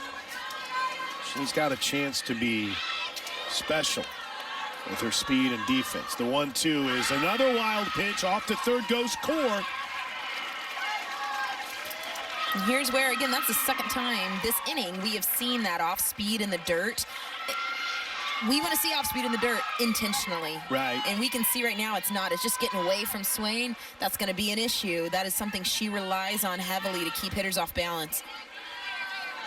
2 balls and 2 strikes. The pitch, swing and a miss. She chased the rise, and there's 1 away. Coming back, that's a quality pitch with a huge miss. I mean, and this just worked. Now, here's the thing. A little bit of undisciplined hitting by Jana Johns. That started well out of the zone, and you could see it all over Jana Johns' face. A little out of character for her because that pitch started way up in the zone. That is just the second strikeout of a Sooner hitter here today. As Kaylin Snow, who's 2 for 2 and a stolen base, bounces one back to the circle. The play is going to be to nowhere. Snow is safe at first. Core wisely didn't break on contact. And by the time Swain fielded the high chopper, she only had one play, and that was to eat it. Taylon Snow finding a way to get it done tonight. Using the dirt, making Swain fielder position. Didn't bounce on that quickly. I think third baseman had a better play than Swain did. Yeah, I did too. Maybe that was where some confusion reigned, at least in that instance. Patty Gasso taking a long look at the call sheet here as Alyssa Brito waits to dig in. What could be up coach's sleeve with runners at first and third. Infield in for Iowa State. In at the corners. We haven't seen a squeeze tonight. We haven't seen a squeeze. I'd be curious. First pitch to Brito. Runner goes off to second again. Cut off by the second baseman. Core got a little too far off the bag, but sneaks back in. And that's for the Sooners. Stolen base number 7 in this game.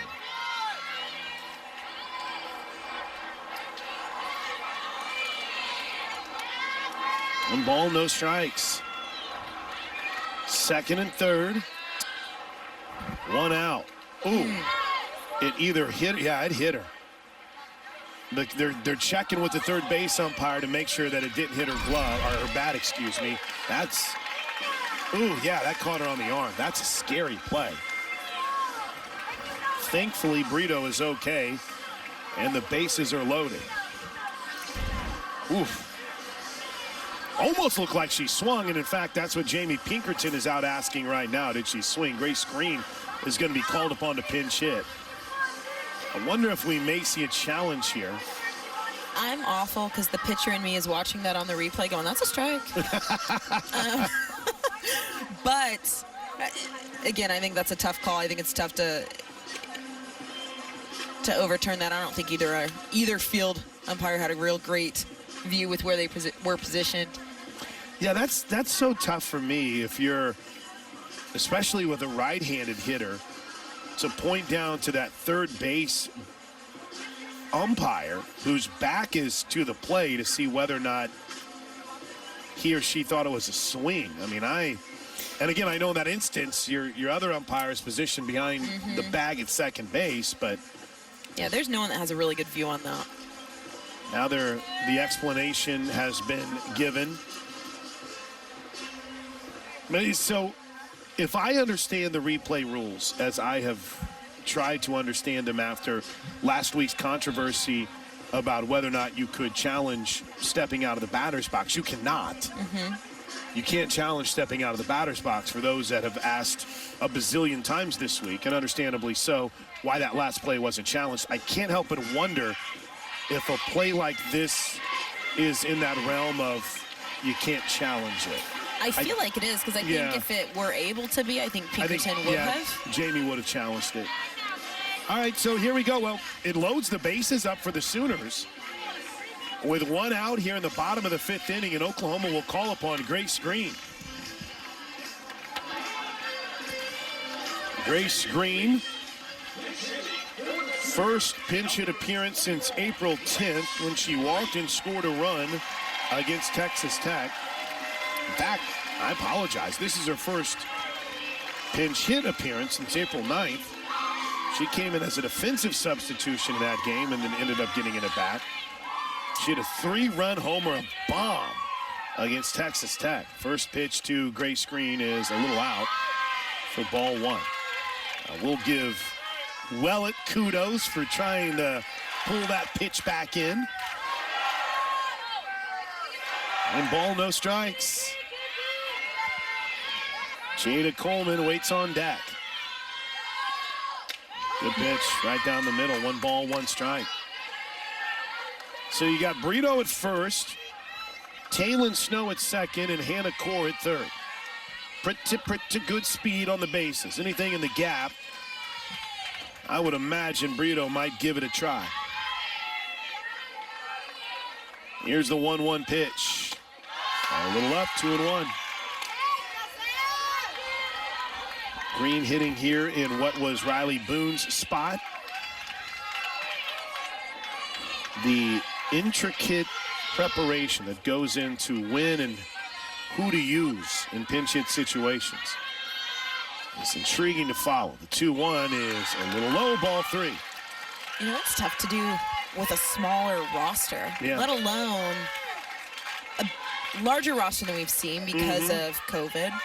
But when you also have bats off the bench who are putting together some of the things that we've seen, Lindsey Elam and what she does in the pinch hitting role, I mean, it's unreal. The 3-1, pulled back in for a strike, full count. I think the only thing I want that pitch to either be a strike all the time or not be a strike. If it's a strike, awesome. If not, what are you doing? 3 balls and 2 strikes. Grace is ready. With the bases loaded, the pitch is popped up right side, shallow right field. Racing in on a late break. The catch is made by Ochoa. And unfortunately, Cole Core is unable to tag at third, and there's 2 outs. Ochoa was coming in with a head of steam. That could have gone south real quick, especially with this wind. But coming in tough. Huge out, big pitch by Swain. Massive. Man, big opportunity here for Iowa State to maybe get out of an inning. But you got Jada Coleman at the plate, and she's hot as ever. Bases loaded for Jada.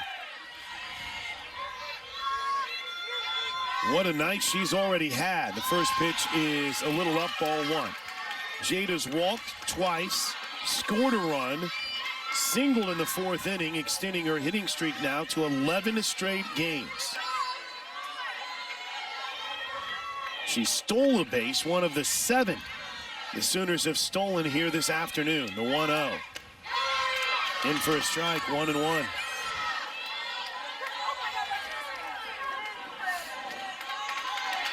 And I'm going to say, too, with what we've seen tonight, I mean, Sooners have strung things together, absolutely, but part of the reason there's 6 runs on the board is good base running. Having runners in scoring position. 1-1 is a little up, ball 2. It's been impressive. You talk about the stolen bases and the aggressiveness, but also the heads-up base running, taking extra bases. It's always amazing to me how many runs get taken off the board because of bad base running. We've seen it maybe here tonight. Yes. A bit from the Sooners. Here's the 2-1 pitch to Coleman. Ball 3 low. Jocelyn Allo waits on deck.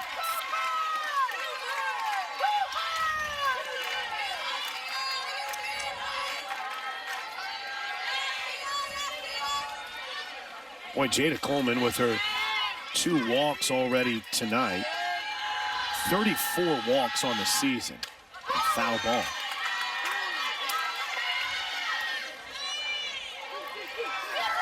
She is some kind of run over these last 11 games, having one heck of a season, one of 2 Sooners to start every single game so far this season. 3 balls and 2 strikes with the bases loaded and 2 outs. The pitch is popped up. Not quite to shallow left field, but far enough out where Ranchez, the shortstop, ranges, makes the catch, and ends the 5th. We have Home Run Village. Great chance to enjoy Sooners softball. But then the ambiance of the game as the first pitch to Ochoa here in the top of the 6th inning is outside for ball 1. Sooners lead it 6-3 here as we start the 6th inning. Asia Ochoa is 1 for 2, a double that drove in a couple runs, and was a strikeout victim in the first. 1 ball and no strikes, the pitch. A little low. I was going back through the history of this series with Iowa State, looking back on some of the closer games that have been played. Now, to be fair, in this current 40-game win streak that the current Sooners have over Iowa State, and there's been some blowouts. They not one of those. 2-0 pitch is fouled back. I mentioned the game last year, a 9-7 game on the first night in 2021 in Ames. I mentioned the tight game they had in 2019 and 2018. They had a 9-5 game, 7-1 game in 20-6 in 2017. Always a game or 2 in there that's fairly close between these 2 teams. Here's the 2-1 pitch. And that just misses outside, ball 3. I was bringing up that 2016 series that Oklahoma had with Iowa State in Ames. The first game of that series on a Friday night was a 4-2 game before Oklahoma ended up sweeping the series. An 8-1 and 12-1 win. So in these 3-game sets, usually you're going to get a pretty good right hook from Iowa State in one of them. The Sooners have tonight. That 3-1 pitch misses outside, ball 4. That is the second straight inning that Jordy Bahl has put the leadoff runner on base with essentially a free pass. The hit by pitch of Willett to start the 5th, and now the walk to Ochoa here in the 6th. A little bit out of character, but I think Jordy Bahl has been good tonight so far in this game. I think that she's made adjustments as the game has gone on. Have I seen her sharper? Absolutely. There's the first pitch to Alicia Ranchez. She's moving her out of the box too, and couldn't check her swing in time on that rise for strike 1. That's my thing with moving in the box. I feel like it's one of those things, if you're going to get up in the box, do it. If you're going to toe up on the plate, do it. The moving around, I think, gets a little dicey. The 0-1 is in for a strike. No balls and 2 strikes. Ball got loose from the Iowa State pin. Riley Boone, who re-entered the game after getting pinch hit for, retrieved it. No balls and 2 strikes. Alicia Ranchez showing that half swing and will line this one to right center field and deep. It'll take a bounce and hit the wall. On her way to second is Ranchez, and she's going to be thrown out from center field by Jada Coleman. What a throw by Jada Coleman off the carom. Throws a strike to Grace Lyons. Wow. They're going to review it. But man, talk about playing the ball off the wall. Here's what I love. Jada Coleman. Oof, I think she was out. Well, I understand wanting to challenge that, but here is my experience, and maybe today helps because with the Valley's sports broadcast, the Sooner Sports TV broadcast, you have several different angles. The problem is we have not yet truly had a good angle at second base. Now, there's been adjustments and there's been changes to different placement of cameras. We got a great look down the lines for foul balls, but I feel like a majority of the challenges so far here at Marina Hines Field, DJ, have been at that second base position in a play like this. And usually the angle that you're wanting to get, you don't. Yeah. Like this, I mean, this is a great camera work, but you can't really see the base. You can't see, and let's see this here. Now this is one of the replay cameras here. And they've indeed ruled her out. Yeah, that's not even close. No, and I do understand, though, especially coming from the coach's box or coming from the dugout, when you see the tag go down on the backside, you go, why not challenge it? Did she get her hand in there? We're going to see a pitching change here for the Sooners with 1 out in the top of the 6th inning. Jordy Bahl's day is not necessarily done with the re-entry rule in college softball, but it looks like the Sooners are going to go with Nicole May here. The big misses are what I saw, and that's, I think, a little bit out of the ordinary for her. First pitch to Kaylee Pond is looped into left field, a base hit. Iowa State cuts into the Sooner lead. It's now 6-4 on an RBI single by Kaylee Pond on the first pitch for Nicole May. Well, told you. These Iowa State Cyclones are fit givers this season, and this is the 18th appearance of the season for Nicole May. That run will be credited to Jordy. Her ERA is at .91 on the season, 53 2/3 of an inning, 68 Ks to 15 walks. First pitch swinging again, popped up on the infield. This time Jennings has him. There's 2 away. Iowa State, they've put some good at-bats together. They've seen a lot of pitches. They've left some runners on base. Yeah. I mean, let's be real. I mean, this game, it's a tight game right now. This game, this could be a tie game if Iowa State clutches up in a couple different situations.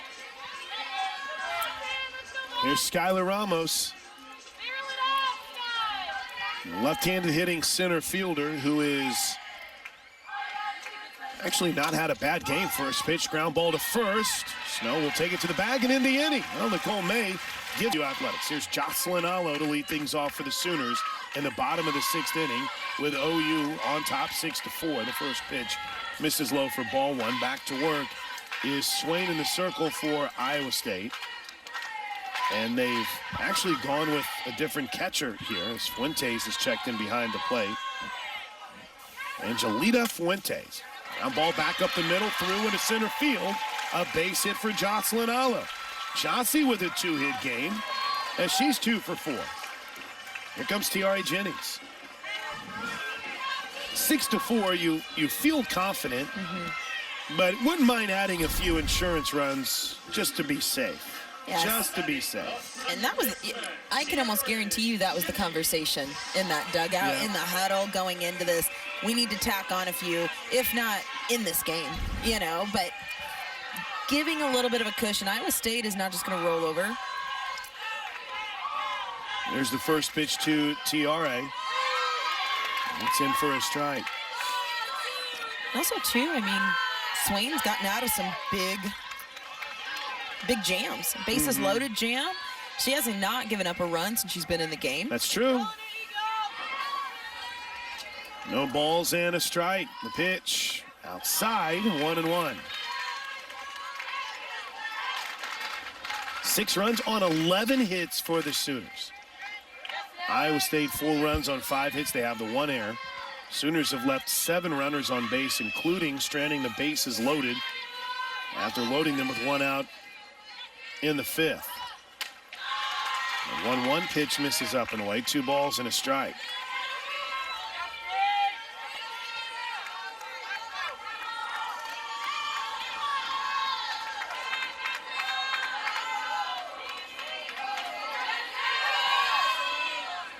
Two balls and a strike. Hard hit ball to third. This could be 2 to second for 1 to first. They turned it. Wow.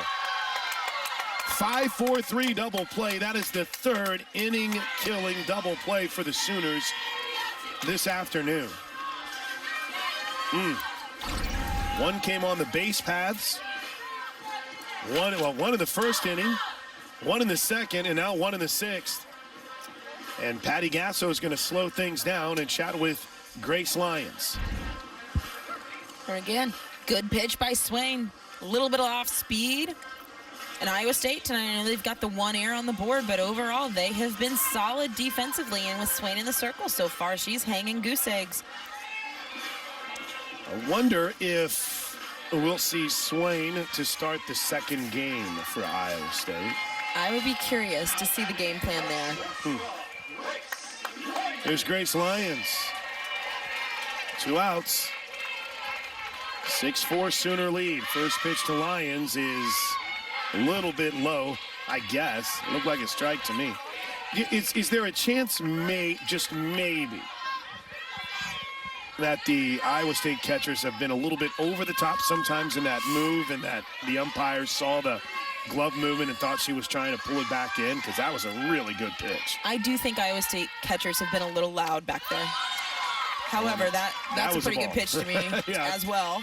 2 balls and no strikes.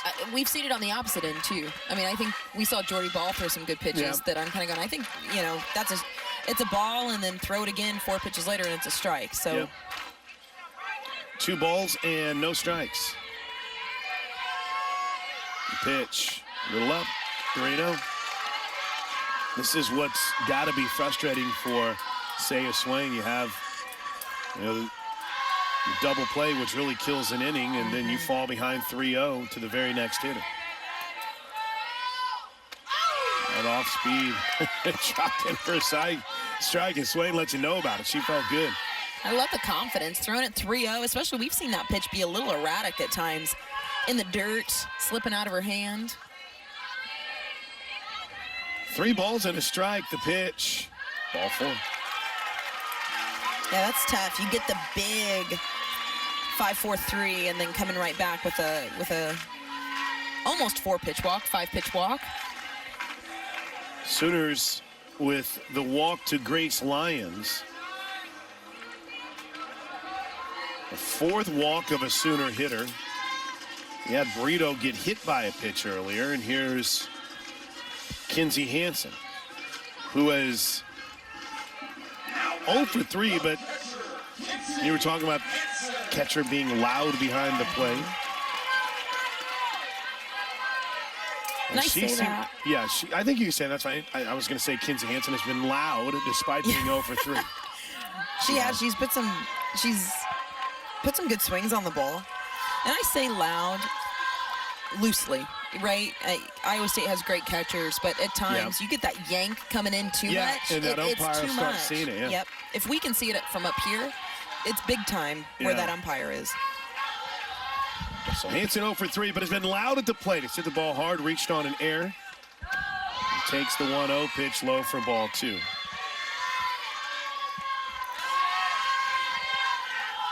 (6-4) Sooners.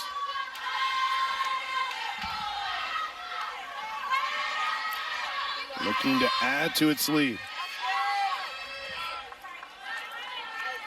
2 balls and no strikes. All 3 a little up.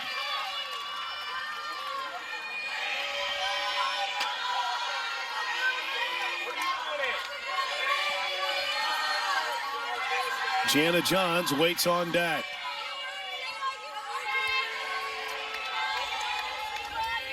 OU looked like they were off to a great start in the inning, but then a double play kind of ruined the momentum. Now back-to-back walks as ball 4 misses up high.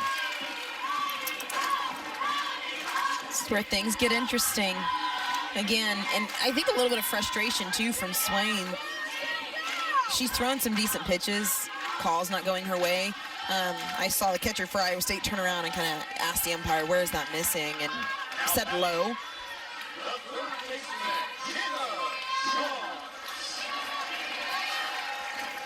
Johns on the day has had a day. She's 2 for 3 with a home run and a single.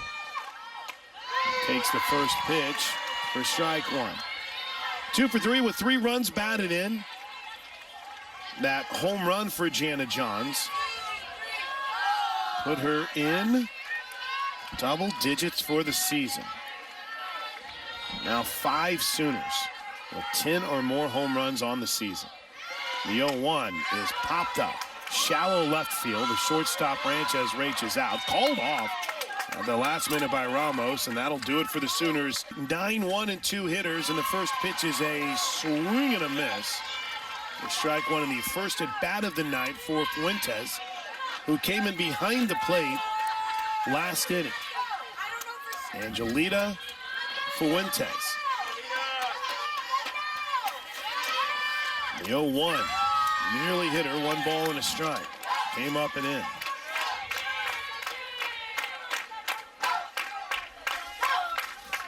Fuentes has been used quite a bit this season.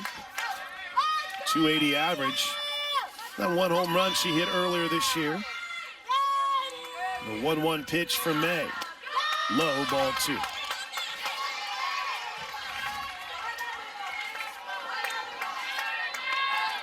(6-4) Sooners. We're in the top of the 7th inning. Angelita Fuentes out of Seaside, California. 2-1 is a little up, 3-1.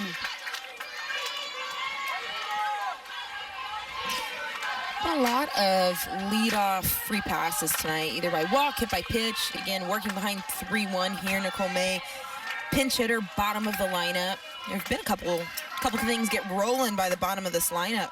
Here's the 3-1 pitch. There's a strike. Full count. But both runs, or all runs, that have scored for Iowa State have started, or excuse me, back in the 3rd, started at the bottom of the lineup. Yeah. This 8-9 spot has been a problem. The 3-2 pitch from May. Pop foul. Good piece of hitting by Fuentes to stay alive. Yeah, you look at the 8-9. Skylar Ramos, Natalie Wellett, now Angelita Fuentes. They only have one hit, but there's a sac bunt in there. There's a hit by pitch in there. They're getting something from the bottom of the lineup is the best way to put it. The 3-2 pitch, ball 4. Now the tying run will come to the plate. And Carly Spellhog, the left fielder who's 0 for 2, but has scored a run when she was hit by a pitch in the 3rd. That wind whipping out to straightaway center field. Spellhog hasn't done a ton so far at the plate today. Coming around to score, but first pitch in the dirt, ball 1. she, a lot of times for this Iowa State team, has kind of been the table setter, getting things done. Part of the reason people like Ramos and Allen have the RBI numbers they do is because Spellhog's on base all the time. Iowa State put 6 runs on the board in the opening game last year against OU in the 7th. There's a pop fly in foul territory, left side and out of play. It was a 9-1 game last year, headed to the 7th. Oklahoma had, you might say, run rule, run rule. No. They added it to make it an 8-run in that top half of the 7th, and Iowa State just wouldn't go away. The 1-1 bounced foul. And that's kind of their MO. They battle. They just battle. And I mean, even looking at their scores from this year, it's they put runs on the board. They don't get shut out often. They should be better. I think than they're 21 and 21. Agreed. Yeah. The 1-2. A little up and away. 2 balls and 2 strikes. Hold on, let me correct myself. It was a 9-2 game, pardon me, headed to the 7th last year. Okay. Sooners added that run in the 7th. And then 5 unanswered from Iowa State. The 2-2 pitch. Ripped fouled on the left side. It played around game 24 last year, but it seems as if Iowa State has been a regular around this part of the schedule outside of playing in late March last year.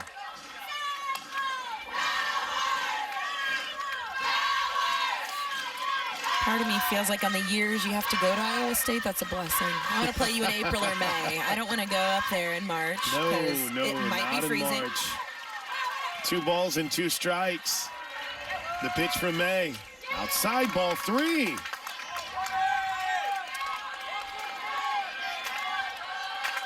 And again, big misses from May with the curveball there kind of floating off the plate. We want to see that have a sharper break.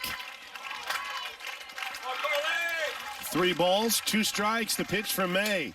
Line drive, left field, falling fast. Diving play is made by Jada Coleman. An incredible full extension leap.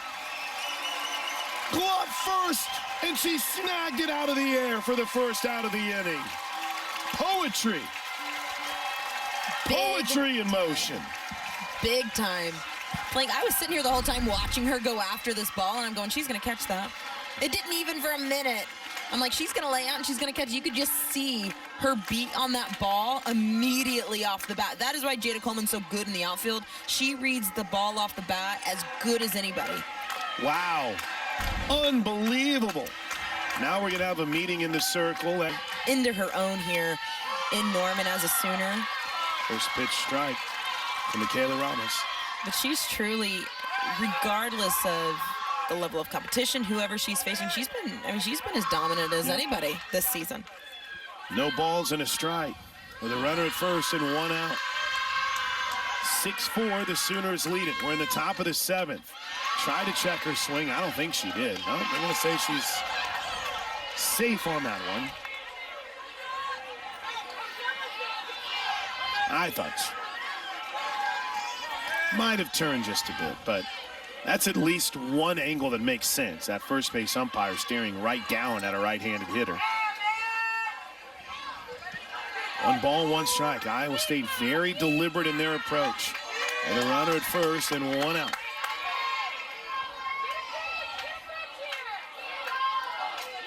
Here's the 1-1 pitch. Inside corner, strike 2.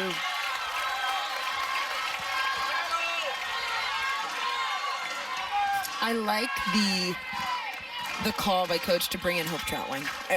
We're going through the heart of this lineup. Ramos has had one big hit today. The 1-2 pitch. Cold strike 3. 2 away. Huge pitch. Because, again, this is exactly where Iowa State wanted to be in this situation. With their most powerful hitter up, Troutwine coming in and just freezing. And she just, again, caught Ramos off guard. The look in her box, I'd be curious to know if she knew that she had 2 strikes on her. She wasn't in plate protection mode. There's Angelina Allen. First pitch, swing and a miss for strike 1. Allen on the day, the left-handed hitting first baseman, 0 for 2. Struck out twice, but did walk once. That walk came back with 2 outs in the first inning. Runner at first here, tying run at the plate. Drama in the 7th. The 0-1, swing and a miss, strike 2. Slamming the door. I feel it. Troutwine throwing quality pitches. Good spots.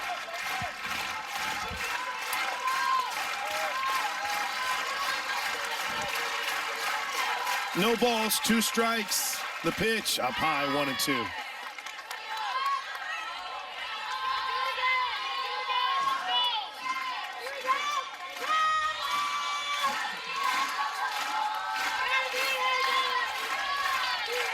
One ball, 2 strikes. The pitch up high, 2-2.